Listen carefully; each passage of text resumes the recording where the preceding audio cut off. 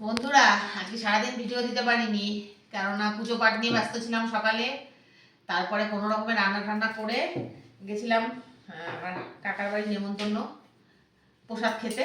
তা আমি একা গেছিলাম, ওরা বাড়িতেই খেয়েছে, ওদের জন্য রান্না ঠান্না করে রেখে গেছিলাম। তা ওরা তো আর ভিডিও করবে না, তা করা হয়নি, দেওয়াও হয়নি ওই জন্য। তবে দুপুরে আজকে চিংড়ি মাছের মালাইকারি করেছিলাম, আর সব ছিল, ওই ওই দিয়ে ওরা খাওয়া দাওয়া করেছে। রাত্রে এখন খাবে এই যে প্রসাদটাও, পোলাও আর আলুর দম। এটাও একজন দিয়েছে তোমার প্রসাদ, আর এই যে মিষ্টি। ছেলে আর ওর বাবা খাবে, আমি আর খাবো না আজকে রাত্রে কিছু, কেননা আমি যা খেয়েছি আমার পুরো একদম গলা অবধি, আর বেলা করে খেয়েছি তো, আর তারপর অনেক কিছু প্রসাদে, তার জন্য আমার আর মানে খিদে নেই আজকে। আর খিদে নেই যখন না খাওয়াই ভালো, আর প্রচণ্ড গ্যাস হচ্ছিল, তাই জন্য আবার ওষুধ খেলাম।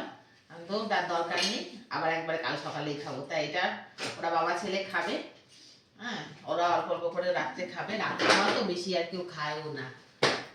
এই হলো, তাহলে তোমাদের দেখিয়ে দিলাম, সারাদিন একটা ভিডিও দিতে পারিনি। পোলাও, আলুর দম, মিষ্টি, সঙ্গে পায়েসও আছে। তার বাবাকে বললাম যদি খায় দেবো বের করে। আর তাহলে খাওয়া দাওয়াটা ওরা করে নিক, আজকে তো আমি খাচ্ছি না। আর দেখা হবে তাহলে পরে নতুন ভিডিওতে।